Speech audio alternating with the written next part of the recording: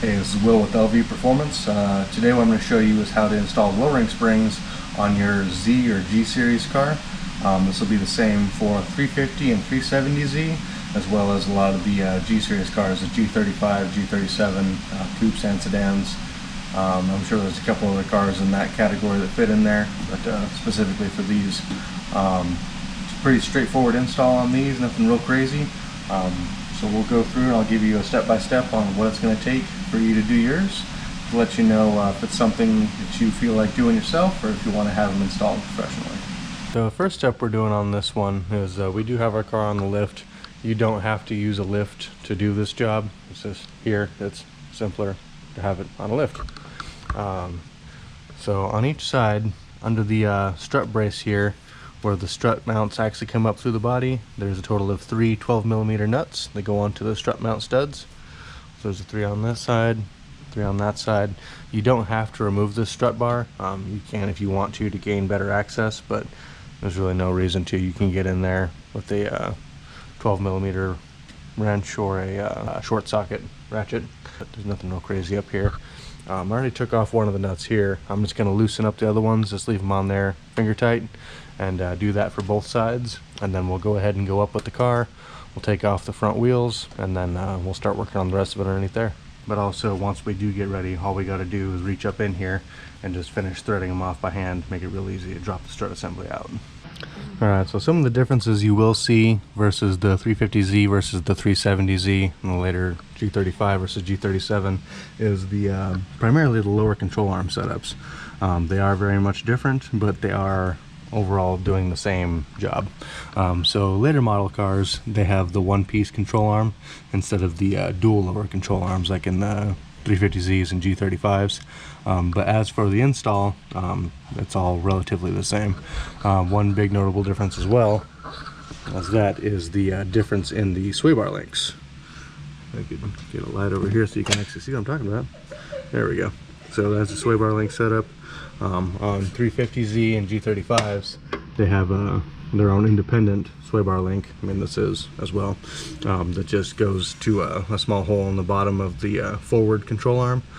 This one, it's actually integrated, and it is also the main lower bolt for the strut assembly. So in a sense, kind of makes that a little bit simpler, because we have to undo the sway bar link anyways. So this all being one unit should make that a little bit cleaner. So we'll do that. It does have a 19mm on this side, and it does actually have a spot to hold it with a wrench on the other side in case that stud wants to spin. We'll see how that goes. And then it has one 12mm nut up here for the stud holding the brake hose, and then we just have to release the ABS lines. They just push into there. Release those from the strut side. Pull them out gently. There we go. And you can leave this one here so I'll stay with the knuckle. So I'll go ahead and buzz that nut off of there, take this one off of here, see if we can get this whole stud and sway bar link to back out. And then all we got to do is let this control arm droop down a little bit, undo our nuts from up top, the ones we just left the 2 finger tight, and we should be able to encourage it this way and pull the whole unit out. I have this bracket that goes right on the side of the strut for the lower portion where it goes to the control arm. There is 3 13mm bolts that go there. So while we have the stud portion pulled through, because it's part of the sway bar link on this one, we got it pulled through and it kind of stops right there. We don't want to have to fight getting that back in. So fortunately, they give you this little plate here that you can take off, and it totally opens that up. So once we get this off, this will just slide right out the side. We can leave our stud right there. That way it's easy to line it up back into the new one, and we won't have to fight it. There we go. Pull that off there. Hold our stud up. And here, release our last 2 nuts on here.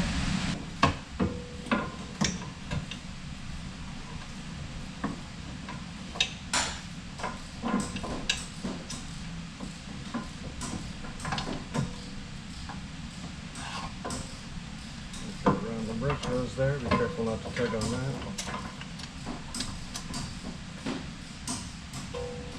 Alright, and the strut assembly is out. We're going to take this over and put the spring compressor on it and get it swapped out. Alright, so we have our strut assembly off of the Z, and then we have it in our spring compressor here. So what we did, it's hard to see on the camera, we did mark our strut right here and right there, just to make sure, especially if you have everything all apart when you're putting it back together, then you make sure on which way it was in the car before you mess with it.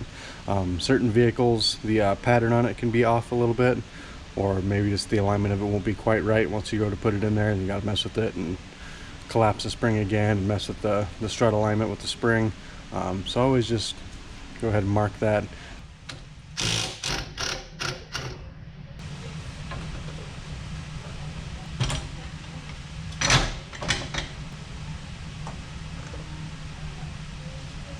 We have our new spring here from Eibach.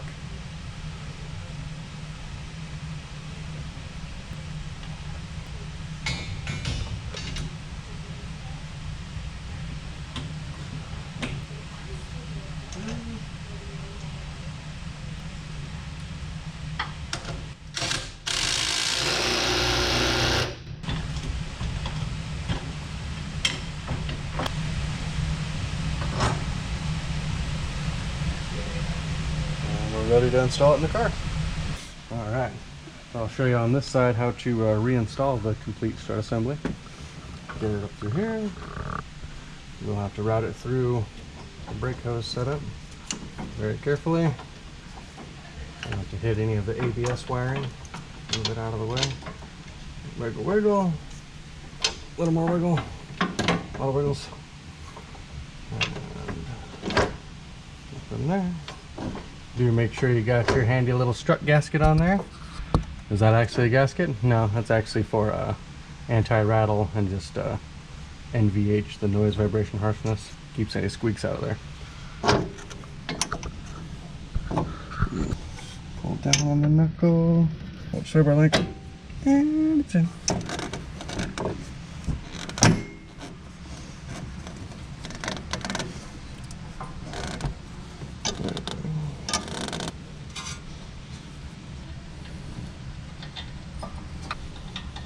That is our little 12mm bolt for our brake hose. Don't go ham on it, it's a small stud.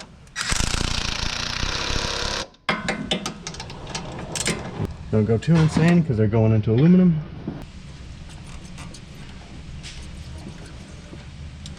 And then before we tighten this down, we want to make sure that our strut is seated properly up here. And up here is our 3 12mm nuts.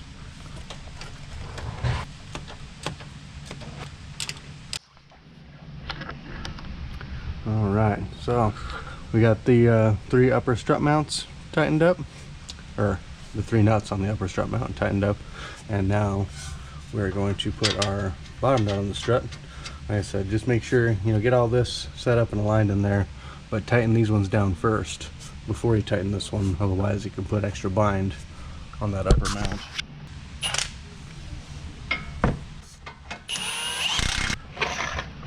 And then on this side, we tuck in our wires for our ABS. So you got the little notches right there. Just pop right in. And always make sure you double check everything. So we got our upper mount nuts tightened. We have our brake hose on here tightened. We have our ABS lines in there. We got our lower bolts tightened here for the side of the bracket for the strut. We have our large 19mm nut tightened. Alright, so for the rear lowering springs on the Z, they use a pretty simple setup. You just have the spring in the bucket here, not like a strut setup in the front. So usually on these, I have the car lifted up right now. I do have this jack underneath the spring bucket, and then we can remove this bolt here. You want to be careful not to have too much tension on it up with the jack, not too much free slack, so it tries to push down against it. You'll have to mess with it a little bit to get this bolt out of there, so it doesn't have tension against it. But once we do that, we can let this jack down slowly and let the spring fully expand, and we should be able to pry this down. Sometimes it does help if you loosen this inside bolt, but if you do, you want to make sure to mark it, because that one is also for camber and toe adjustment. Most of the time you can do it by just undoing this one and get that bucket to come down enough to swap the spring out. But we'll see. These Eibach springs are actually pretty tall. The front ones were actually slightly taller than the OEM spring going in. They just use a different spring rate for the drop. But the physical aspect of shoving it in there can be a little rough. So.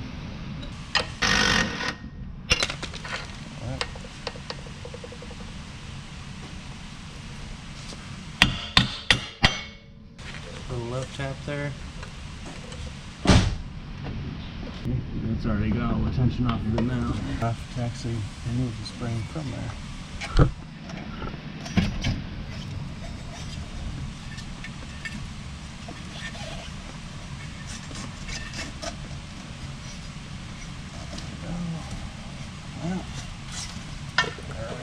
There's a lot more coils in the Eibach spring than the factory spring, thus because of their progressive ride setup. Look down inside there.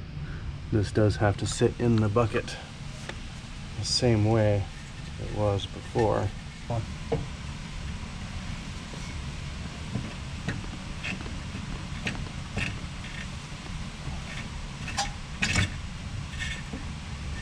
we go. And you do want to make sure that you have the spring coiled all the way into that isolator.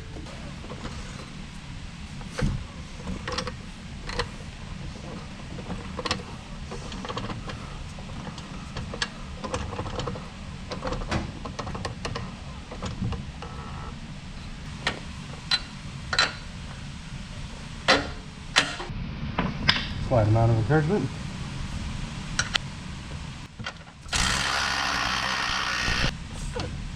And it's as simple as that. And that's how you install one of the rear lowering springs.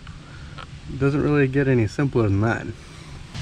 Alright, so we've gone over the basis of everything you'll need to know if you plan on tackling the job of lowering your 350 or 370Z or your G-Series car of the equivalent. If there's anything in here that we didn't cover, if you have a question on, go ahead and send us a message on there. Or if you just want to show us what you're working on, that'd be great. And hope this helps. Thanks for watching. And for reference, the installed kit that we did from Eibach is the Pro Kit. Part number is 6393.140. See if it's actually working this time.